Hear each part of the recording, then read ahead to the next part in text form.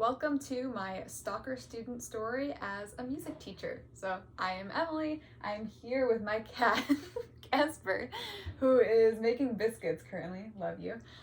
He's here just to lighten the mood. I recently took a string pedagogy class and I shared the story. It was picked over hundreds of other submissions and it was spoken about in the class, and it was hugely appreciated on keeping yourself safe as teacher. Online teaching has become a much bigger thing since the pandemic. So at the time I was doing a lot of online instruction through Zoom. I still am doing a lot of online instruction, but also in person now. But at the time it was just online.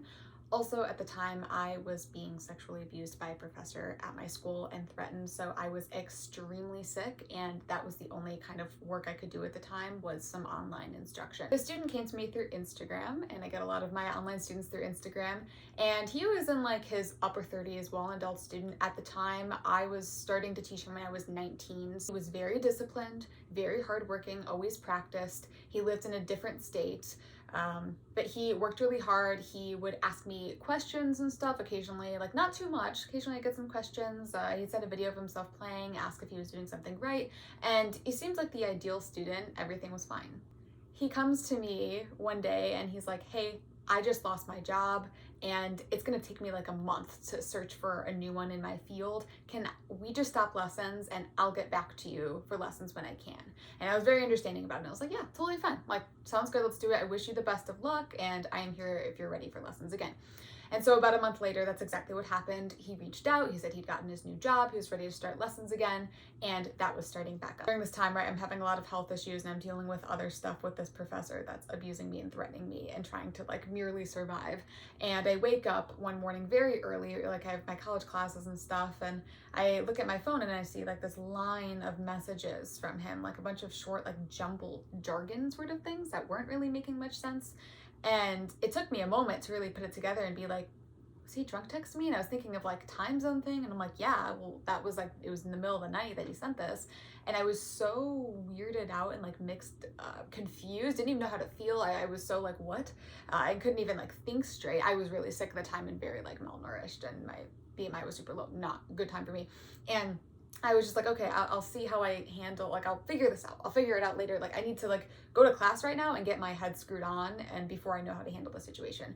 And so later in the day, he texted me back and he apologized. And he was like, I am so sorry. Like, I was having a really rough time. This was not appropriate, not okay. I'm so sorry. It will never happen again. And I'd never even like reached out. He just texted after seeing those messages and was like, oh my God. And so I was like, really scrambling for money at the time, broke college student. That was how I was being paid, was teaching these lessons. So I was like, okay, right, like forgiven, don't let it happen again. It happened again. I can't remember exactly when, but it was like a week or so later. And this time the messages are progressing. So it's not just like jumbled jargon, but it's like curse words, stuff starting to imply like weird, like couldn't really wrap my head around it. And I'm like, but I wasn't really trying to. I'm like, it's a drunk text. I'm like, this is weird. And there were multiple.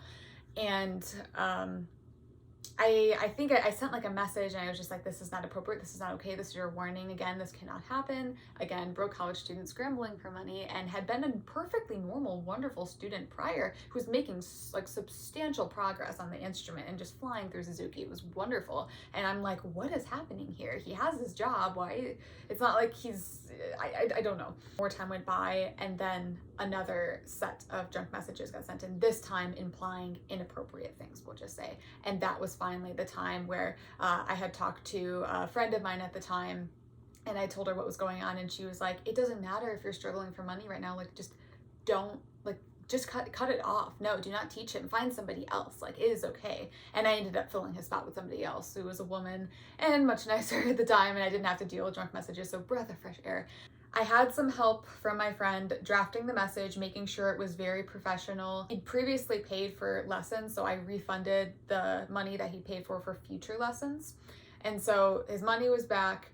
I sent him a message. I explained why I was letting him go, that this was not appropriate, said he could find other teachers probably in his area or anywhere else. I didn't want to give specific names of teachers because I knew he wasn't safe. I just wanted him to know, it's like, go find someone else. You have options, go. He tried messaging back and apologizing and begging for me to come back. So I just had to block his number then, and that was done for good.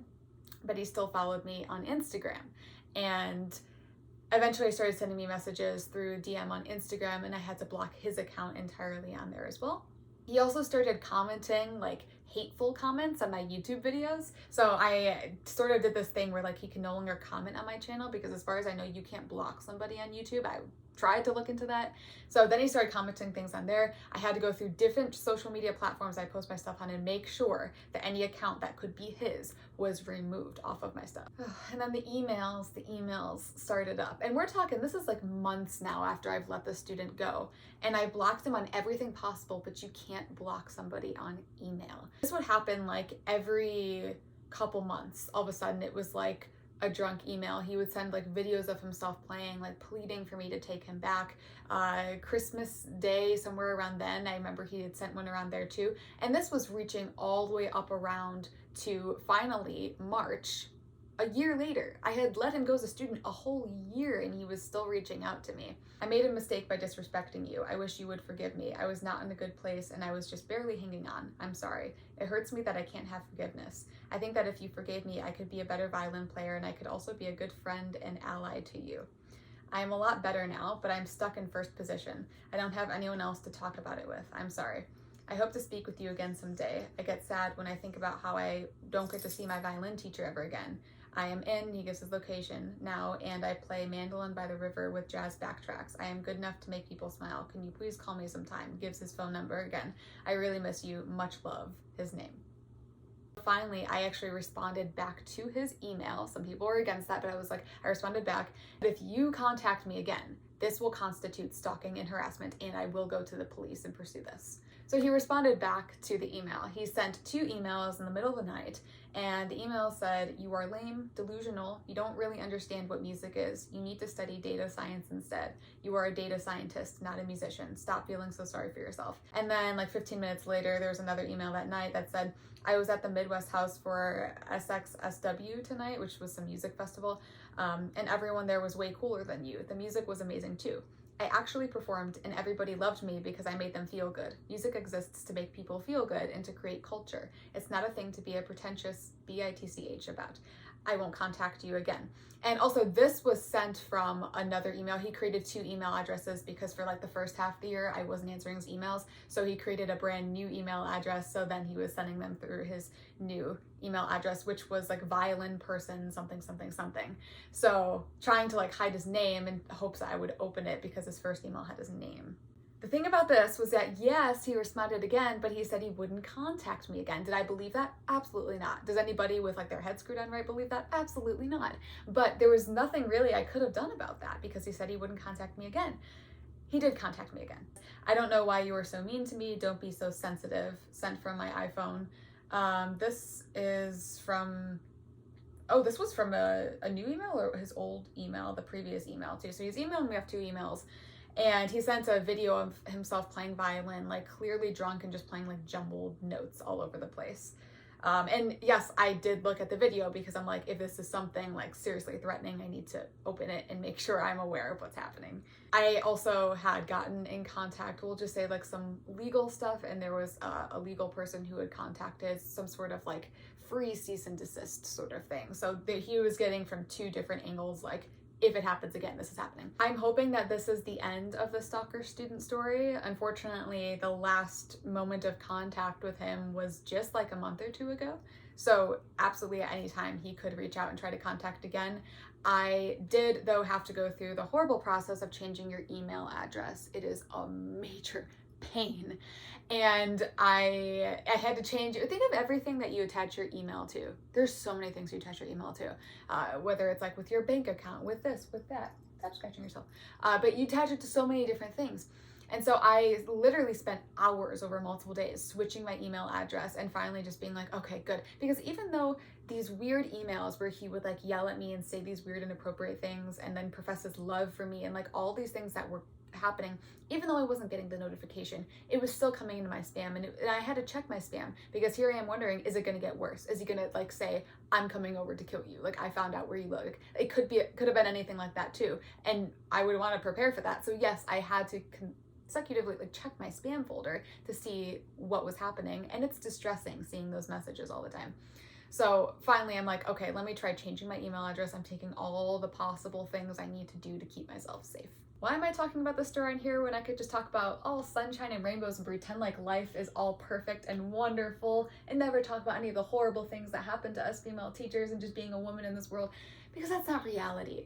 And the more I realized this when I shared this in this class, like so many teachers had these experiences. I was not the only teacher with a stalker student story. Let me just put it that way.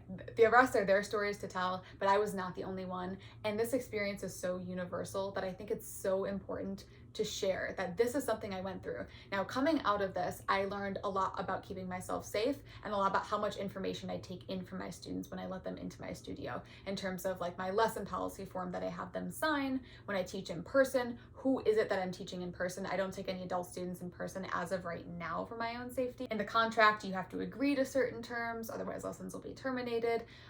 There's the option of having contact through text, but I make sure they realize if we're talking through text or over the phone, that's for something in particular. If we're talking through email, that's for another thing in particular. So creating those boundaries and making sure that you hold those boundaries really, really firm. And it's hard because you can't just drop certain students. It's financial issues as well. There are financial aspects to everything.